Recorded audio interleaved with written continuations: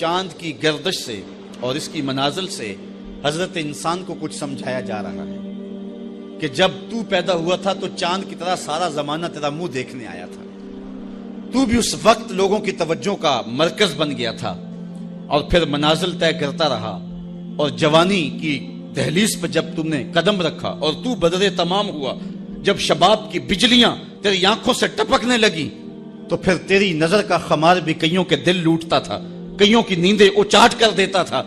جس طرح چاند جب جوبن پہ ہو تو چکور کا دل لرزتا ہے، اور سمندر میں جوار بھاٹا پیدا ہو جاتا ہے، لہریں اٹھتی ہیں، طوفان پیدا ہوتے ہیں، تو جب بندہ بھی جوانی کی دہلیز پہ ہوتا ہے تو وہ بھی طوفان اٹھاتا ہے، دلوں میں جوار بھاٹے پیدا ہوتے ہیں۔ تو وہ لمحے بھی آئے کہ تو نے دلوں کی بستیاں اور دلوں کی دنیا پر ہلچل پیدا کر کے رکھ دی۔ تیرا شباب لوگوں کی زندگیوں کے اندر گھلتا رہا، اور کتنوں کی نیندیں اچاٹ ہوتی رہیں، تیری زلف کے شکن کتنوں کا قرار لوٹ کے لے گئے۔ لیکن پھر وہ لمحہ بھی آیا، حتی آدا کل ارجون القدیم، پھر بوڑھا ہو گیا، پھر تجھے کوئی دیکھنے بھی نہیں آتا، کوئی تجھ سے اداس بھی نہیں ہوتا، بچے بھی کترا کے گزر جاتے ہیں۔ کہا انسان ذرا چاند کی منزلوں کو دیکھ، یہی چاند کتنا پیارا تھا، اور آج اسی چاند کو کوئی دیکھتا بھی نہیں ہے۔ بچہ جب پیدا ہوتا ہے تو اس کی مسکراہٹ دل کھینچتی ہے، اور جب بوڑھا مسکراتا ہے تو اس وقت جو ہے لوگوں کی توجہ نہیں ہوتی۔ بچے کی زبان جو ہے وہ اڑ اڑ کے جب بولتا ہے تو اس کی توتلی زبان کا حسن دلوں میں نکھار پیدا کرتا ہے۔ ماں بھی بلہاری جاتی ہے، باپ بھی صدقے جاتا ہے، بہنیں بھی جو ہے وہ قربان جاتی ہیں۔ تو بچے کا ٹوٹا لہجہ اور توتلی زبان خوشیوں کی ایک لہر ہوتی ہے، لیکن جب بڑھاپے میں فالج کی وجہ سے زبان میں لکنت آ جائے، اب توتلا پن پیدا ہو جائے، اب زبان اٹکنے لگے، تو بچے بھی مذاق اڑاتے ہیں۔ ایک لمحہ وہ تھا کہ زبان توتلی تھی تو حسن تھا، آج لمحہ وہ گیا کہ حتی آدھا کل ارجون القدیم، کھجور کی ٹہنی سے جب پھل توڑ لیا جائے، اب اس ٹہنی کو کون پوچھتا ہے؟ جب تک پھل آیا نہیں تھا وہ ٹہنی اچھی لگتی تھی، مالی سنبھال کے رکھتا تھا، جڑوں کو بھی پانی دیتا تھا، اور خیال کرتا تھا کہ کوئی ایسا نقصان نہ ہو کہ یہ پودا جو ہے وہ مرجھا جائے۔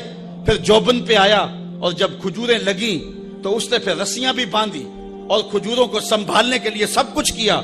پھر جس دن اس نے اس ڈال سے پھل کاٹ لیا، اب وہ کھجور اجڑ گئی، اب اس کی وہ ٹہنی بے توقیر ہو گئی۔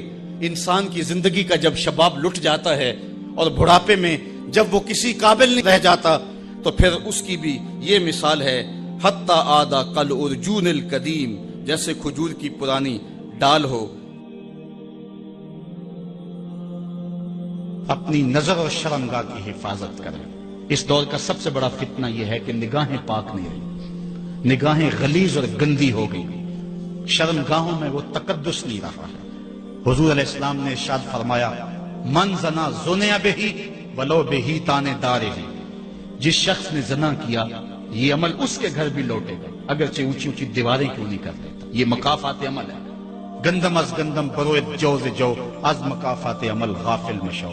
گندم بوگے تو گندم کاٹو گے، جو بوگے تو جو کاٹو گے۔ نظر کو تقدس دو، نظر کو پاکیزگی دو۔ حضرت لقمان حکیم کہتے ہیں کہ میں کئی نبیوں سے ملا ہوں، کئی نبیوں سے ملاقات کی ہے، اور میں ان سے 2-2 4-4 باتیں جمع کی ہیں، اور ان ساری باتوں کو میں نے جمع کر کے 100 باتیں جمع کی ہیں، اور ان کا پھر میں نے خلاصہ تیار کیا ہے۔ ان میں 8 باتیں الگ کی ہیں۔ ان 8 باتوں میں ایک بات یہ ہے، جب کسی کے گھر جاؤ تو نظر کو حفاظت میں رکھو۔ جس شخص کے مہمان بنو، جس کے گھر جاؤ، تمہاری نظر نہ بھٹکنے پائے۔ نظر اگر غیر محرم کو شہوت سے دیکھتی ہے، حدیث میں آتا ہے کل قیامت کے دن جہنم کی آگ سے بھر دی جائے گی، وہ سخت رسوا ہوگا۔ آج میڈیا کی آوارگی اور انٹرنیٹ پہ جو کچھ ہو رہا ہے، ٹیلی ویژن اور سینما جو بدتمیزی پھیلا رہے ہیں، اور موبائل پیکج جس طرح بے حیائی کو فروغ ہو رہا ہے، ہم اس کے خلاف پوری قوت کے ساتھ بند باندھیں۔ اپنی اولادوں کے ہاتھوں سے ناول چھین لو، ان کے ہاتھوں سے جو ہے وہ فلمیں چھین لو، ان کی خلوتوں پہ نظر رکھو اور ان کی حفاظت کرو۔ جس شخص کی نظر پاک نہیں ہے اس کے من میں طہارت نہیں آ سکتی ہے، دل پاک نہیں ہے اس کو جو ہے وہ باطن کا نور نصیب نہیں ہو سکتا۔ وائے قوم کشتائے تدبیر غیر، کار او تخریب خود تعمیر غیر، از حیا بیگانہ پیرانے کہن، نوجوانا چوں زنا مشغول تن. کتنی حکمت والی بات کہی اقبال نے. وہ اپنے دور کا دکھڑا سناتا ہے، جس دور سے ہم گزر رہے ہیں اب تو عجیب حال ہو گئے. اقبال کہتا ہے یہ جو میرا دور ہے، جوان تو جوان رہے، بوڑھوں کی نظروں میں حیا نہیں رہا. آز حیا بیگانہ پیرانے کہون. بوڑھے لوگوں کی آنکھوں میں بھی اقبال کہتا ہے حیا نہیں رہا. نوجوانا چوں زنا مشغول تن. اور نوجوان عورتوں کی طرح اپنے تن کے ساتھ لگے ہوئے ہیں، اپنے تن کو سنوارنے میں ہر وقت کنگھی پٹی میں لگے ہوئے ہیں. یہ مردوں کا کام نہیں ہوتا، یہ دلیروں اور بہادروں کا کام نہیں ہوتا، یہ عورتوں کے وظیفے ہیں. در دل شاں آرزوہا بے ثبات مردہ زائن از بطون امہات. ان کے دلوں میں آرزویں کوئی اور ہی ہیں اور ماؤں کے پیٹوں سے مردہ جنم لے رہے ہیں.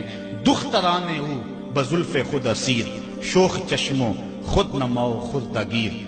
اور قوم کی بیٹیاں اپنی زلف کی خود قیدی ہو چکی ہیں اور ہر وقت جو ہے وہ اپنے آپ کو آئینے میں دیکھتی رہتی ہیں. ساختہ پرداختہ دل باختہ ابرواں مثل دو تیغے آختہ. وہ جو گھر کی رونق تھی، جو آبرو اور حیا کا دوسرا نام تھا، آج وہ دل پھینک قسم کی ہو گئی ہے. آہ قوم میں دل سے حق پرداختہ مرد و مرگ خیش را نہ شناختہ. اقبال کہتا ہائے قوم کہ جو مر گئی اور اسے ابھی تک پتہ ہی نہیں چلا کہ میں مر چکی ہوں اور جینے کا سامان نہیں کرتی. حضور نے فرمایا ہر دین کی کوئی پہچان ہوتی ہے، میرے دین کی پہچان حیا ہے. اگر حیا نہیں ہے تو